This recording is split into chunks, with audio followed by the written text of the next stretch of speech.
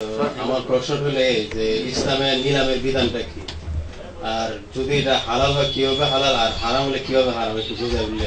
নিলাম, জি নিলাম। হ্যাঁ, ইসলামের নিলামের বিধান বৈধ। ইসলামের নিলামের বিধান বৈধ। একজনের উপর দামের উপরে দাম বলা যাবে না, কিন্তু নিলামের ক্ষেত্রে এটা বৈধ, কারণ সেখানে অনুমতি দেওয়া থাকে এবং সবারই দাম বলার ওপেন ও মুক্ত অনুমতি থাকে। যদি অনুমতি থাকে তাহলে ইনশাআল্লাহ কোনো সমস্যা নেই। আমি মহিলাদের পক্ষ থেকে একটা প্রশ্ন নিচ্ছি। প্রশ্ন করেছেন যে সেজদা সাহুর সঠিক নিয়ম কি, কিভাবে সেজদা সাহু করতে হয়? সেজদা সাহু সালামের আগেও করা যায়, সালামের পরেও করা যায়। যদি সালামের পরে করেন তাহলে নতুন করে আর তাশাহুদ পড়ার দরকার নেই। এখানে একটা লিখিত প্রশ্ন আসছে, আপনারা যখন বর্তমানে সহিহ হাদিস দ্বারা প্রমাণ করে দিচ্ছেন কোনগুলো জাল জয়ীফ হাদিস, তখন পীর বুজুর্গের এতদিনের ধোঁকা মানুষের কাছে ধরা পড়ে যাচ্ছে। তাই এখন তারা যে কোনো ওয়াজ মাহফিলে উঠেই বলে আপনাদের হাদিস জাল এবং জয়ীফ, আর তাদের বাপদাদারা যা করে গেছে তা সহিহ হাদিস। আপনারা কি ফেরকাবাজ? আমার প্রশ্ন, সব ধোঁকাবাজ আর ফেরকাবাজরা মিলে যারা কোরআন ও সহিহ হাদিসের কথা বলে তাদেরকে ফেরকাবাজ বলে কেন? সব ধোঁকাবাজ আর ফেরকাবাজরা আমাদেরকে ফেরকাবাজ বলে কেন?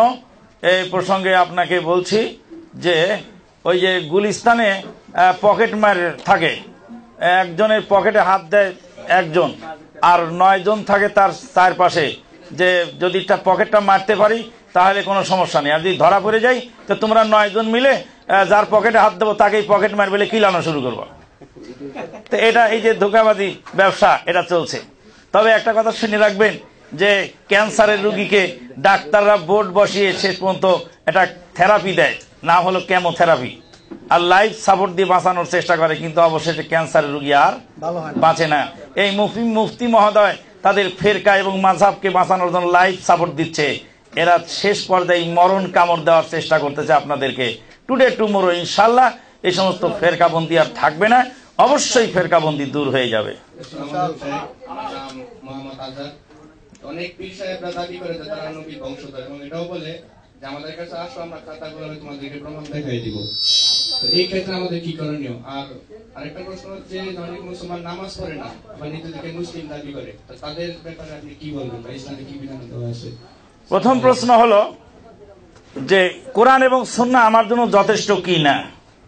কোরআন এবং সুন্নাহ যদি আমার জন্য যথেষ্ট হয় তাহলে আমার কে পীর আর খাতা কলমে দেখার আমার দরকার নাই, ওটা আমার সাবজেক্ট না, ওটা আমার দেখার টাইমই নেই।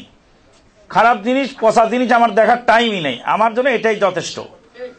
রাসূলুল্লাহ সাল্লাল্লাহু আলাইহি ওয়াসাল্লাম মা আয়েশা সিদ্দিকা বলেন, বুখারীর হাদিস, 11 রাকাত তারাবি বেতের সহ রমাজান এবং রমাজানের বাইরে অন্য মাসেও পড়েন নাই। 1400 বছর পরে সে ধোঁকাবাজ মুফতি যে বলবে এটা তাহাজ্জুদের হাদিস, তাই আল্লাহ পাক আয়েশা সিদ্দিকা রাদিয়াল্লাহু তাআলার মুখ দিয়ে 1400 বছর আগে কথাটা বের করে নিয়েছেন। রমাজানেও 11-র বেশি পড়েন নাই, রমাজানের বাইরেও 11 রাকাতের বেশি পড়েন নাই। That is enough. আমার জন্য বুখারীর এই হাদিস যথেষ্ট, মা আয়েশা সিদ্দিকার এই বক্তব্য।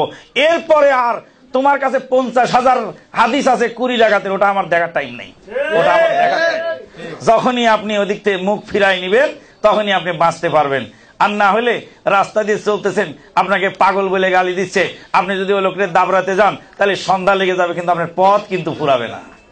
কাজেই কে পাগল বলছে চোখ কান বন্ধ করে সামনে আগাতে হবে। কোরআন এবং হাদিস আমার জন্য যথেষ্ট, এই ফেরকাবন্দির ভিতরে যাওয়ার কোনো সুযোগ নেই। তোমার কাছে দলিল আছে, তুমি 100 বার আমল করো, আমার দরকার নেই। আমার মনে হয় সালাত যারা পড়ে না তারা যদি না বুঝে করে তাহলে তাদেরকে বুঝাতে হবে, না বুঝে পড়লে তারা ফাসেক। আর যদি সালাত ত্যাগকারী কাফের হয়ে যায়, এটা বুঝার পরে যদি ত্যাগ করে তাহলে ইসলাম থেকে তারা খারিজ। দুঃখজনক হলে সত্যি আমার দেশের অনেক আলেমরাই জানে না যে সালাত ত্যাগ করলে মানুষ কাফের হয়, তো সাধারণ মানুষ কি করে বুঝবে? সুবহানাকাল্লাহুম্মা বিহামদিক আশহাদু আল্লা ইলাহা ইল্লা আনতা আস্তাগফিরুকা ওয়া আতুবু ইলাইক।